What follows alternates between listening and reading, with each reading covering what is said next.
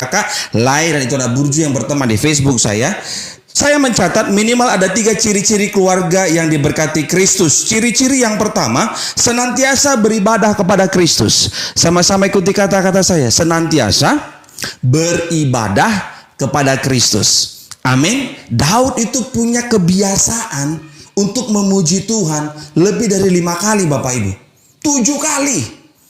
Angka sempurna 7 kali. Masa sih Pak Gembala? Mari kita lihat ayatnya. Mazmur 119 ayat 164. Mazmur 119 ayat 164 dikatakan demikian.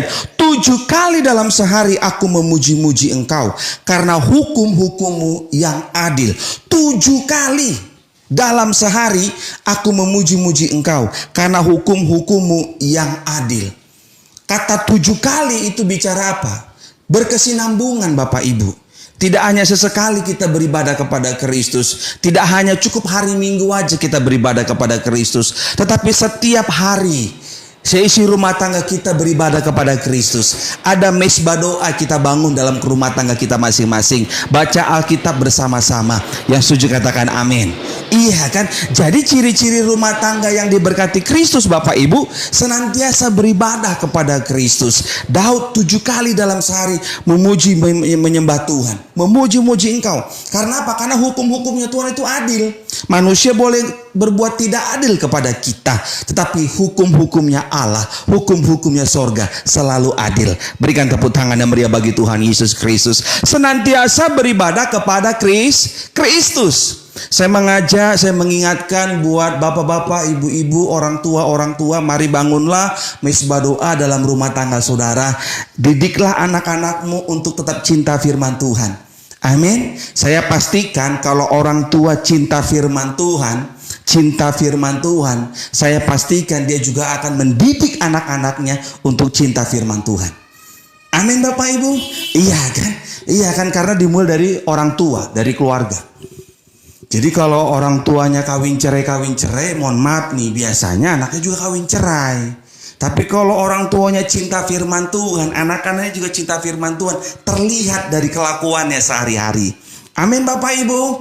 Amin Bapak Ibu. Saya berdoa, saya mengajak Bapak Ibu, abang dan kakak sebagai orang tua, ayo bangunlah mesbah doa dalam rumah tangga saudara. Ajaklah anak-anak saudara. Saya pastikan kalau anak-anakmu cinta firman Tuhan, dia jaga hidupnya. Amin. Dengan apa? Bukan dengan perkataan orang tuanya, tapi dia jaga hidupnya dengan kebenaran firman Tuhan. Dia akan mencari pasangan hidup yang seiman. Dia tidak akan hidup dalam free sex. Dia tidak akan hidup dalam narkoba. Dia tidak akan suka tawuran. Karena dia tahu firman Tuhan berakar dalam hidupnya, sehingga hidup itu berbuah jadi berkat bagi sesama. Amin Bapak Ibu. Ayo ajaklah keluarga saudara untuk beribadah kepada Kristus. Teruslah sembah Yesus. Saya pastikan rumah tangga yang senantiasa beribadah kepada Kristus senantiasa jadi berkat bagi orang lain. Dan hidupnya juga diberkati. Berikan tepuk tangan yang meriah bagi Tuhan. 7 kali dalam sehari aku memuji-muji Engkau karena hukum-hukum-Mu yang adil. Amin Bapak Ibu. Ayo teruslah kita memuji Tuhan. Setiap rumah tangga anak-anak Tuhan, rumah tangga Kristen yang senantiasa beribadah kepada Kristus, saya percaya rumah tangganya mungkin ada masalah, mungkin ada tantangan, tetapi tidak saling menyalahkan, tapi saling mendukung dan mendoakan. Amin Bapak Ibu. Iya kan. Dan saya pastikan Bapak Ibu, orang kalau keluarga itu senantiasa beribadah kepada Kristus, memang sekarang situasinya lagi nggak baik. Dunia itu sedang resesi. Ya, dunia sedang resesi. Tetapi kalau anak-anak Tuhan, rumah tangga yang senantiasa beribadah kepada Kristus, tetap bisa makan, tidak akan sampai tergeletak, tidak akan sampai minta-minta, tidak akan sampai hancur. Tuhan pelihara sempurna. Karena janji firman-Nya, tidur pun kita diberkati. Amin Bapak Ibu. Jadi teruslah beribadah kepada Kristus. Beribadahlah kepada Kristus. Amin. Makanya berkali-kali saya ingatkan Bapak Ibu, jangan kau fanatik sama merek gereja, jangan kau fanatik sama nama pendeta tertentu, karena pendeta itu manusia, banyak kelemahannya. Kau kalau tahu kedalamannya kau kan kaget. Makanya berkali-kali saya ingatin, ayo punya iman yang benar, Bangunlah imanmu di dalam firman Kristus, bukan kepada gereja tertentu, tapi bangunlah imanmu kepada firman Kristus. Karena seorang gembala nggak bisa menyelamatkan jemaatnya, boro-boro menyelamatkan jemaatnya, menyelamatkan istri dan anak-anak aja nggak bisa. Jadi harus punya iman yang benar. Amin. Saya berdoa rumah tangga yang beribadah kepada Kristus punya iman yang benar. Amin. Iya, nggak bisa. Nggak bisa, suami nggak bisa nyelamatin istrinya karena keselamatan itu pribadi lepas pribadi. Makanya selama kita masih hidup, ayo saya ingatkan kembali, percayalah Yesus, percayalah Yesus, percayalah Yesus.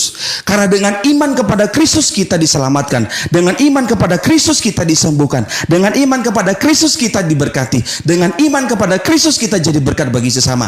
Nama Tuhan dipermuliakan. Amin Bapak Ibu. Iya kan. Jadi gembala nggak bisa menyelamatkan jemaat, nggak bisa. Hanya Tuhan Yesus yang sanggup menyelamatkan umatnya. Berkat darah Yesus, dosamu dosaku ditebus, lunas. Amin Bapak Ibu. Jadi harus punya iman yang benar. Gembala nggak bisa menyelamatkan jemaat, nggak bisa. Jadi kalau ada gembala di luar sana berkoar-koar, dia berkata, anak-anakku, timku kalau jatuh dalam dosa saya yang tanggung, nggak bisa. Itu jauh dari firman. Itu tidak sesuai dengan Alkitabiah. Tidak sesuai dengan Alkitabiah. Mungkin dia harus banyak belajar kembali. Baca Alkitab aja dulu. Iya kan, baca Alkitab aja dulu. Jadi buat gembala-gembala, mohon maaf nih. You kalau kurang baca Alkitab, you jangan berkhotbah. Mending you banyak doa, baca Alkitab aja lah. Supaya jangan salah ngajar. Karena jemaat itu nanti akan sesat jadinya. Bengkok jadinya. Jadi nggak bisa. Keselamatan itu nggak bisa tolong menolong. Keselamatan itu pribadi lepas pribadi. Amin Bapak Ibu. Yang sanggup menolong hidupmu, yang sanggup menolong hidupku hanya Tuhan Yesus. Yang sanggup menyelamatkan hidupmu, yang sanggup menyelamatkan hidupku hanya Tuhan Yesus. Amin Bapak Ibu. Iya, jangan mau dibengkok-bengkokkan imannya. Kalau tidak sesuai dengan firman Kristus, jangan kau dengar. Susah kau nanti hidupnya. Iya kan? Senantiasa beribadah kepada Kristus, senantiasa beribadah kepada Kristus. Mazmur 119 ayat 164. 7 kali dalam sehari aku memuji-muji Engkau karena hukum-hukum-Mu yang adil. Jadi hukum-hukum Tuhan itu adil. Iya kan? Orang fasik diberkati oleh Tuhan, orang benar juga diberkati oleh Tuhan. Apa tujuannya orang fasik diberkati oleh Tuhan? Karena Tuhan sangat mengasihi orang berdosa. Amin Bapak Ibu. Dan Tuhan menunggu. Tuhan menunggu. Siapapun saudara yang jatuh dalam dosa hari-hari ini, selagi kau masih hidup, masih ada nafas kehidupan, jantungmu masih berdetak, Tuhan sedang menunggu kau bertobat. Amin. Jadi jangan pernah kau lari. Kalau kau masih hidup, jatuh dalam dosa, bikin dosa, lu jahatin orang, ayo bertobat. Saya pesan juga buat saudara yang kawin cerai. Saya mau pesan buat saudara, ayo. Kalau hari ini saudara kawin cerai, saya pastikan saudara jauh dari firman Tuhan. Ya kan, karena pelaku firman Tuhan itu akan mengikuti apa kata firman Tuhan. Jadi sebagai hamba Allah, sebagai gembala sidang gereja Bethel Indonesia Jemaat Moriah, saya mengingatkan siapapun saudara yang kawin cerai, ayo bertobatlah, tinggalkan pasanganmu yang sekarang, kembali kau ke istri yang pertama. Itu yang benar, tanda pertobatan. Tapi kan saya udah punya anak. Ya kau bawa anakmu itu. Kau yang bikin masalah. Iya kan. Kau yang bikin masalah. Ya kau bawa anakmu, gak ada bekas anak. Kembali ke istri yang pertama. Aku juga berdoa buat istri-istri. Bu, kau kembali ke suami yang pertama. Tinggalkan pasanganmu sekarang. Amin. Iya, sebelum Tuhan panggil saudara. Jadi jangan kita berkuar-kuar ruang makudus kalau kawin cerai. Gak boleh. Gak boleh tipu-tipu jemaat. Ya kan, gak boleh tipu-tipu jemaat. Jadi jemaat juga saya ingatin siapapun jemaat. Iya kan. Kau jangan fanatik sama pendeta, kau fanatik sama firman Tuhan. Hidupmu pasti berbuah, diberkati, nama Tuhan dipermuliakan. Berikan tepuk tangan yang meriah bagi Tuhan Yesus Kristus.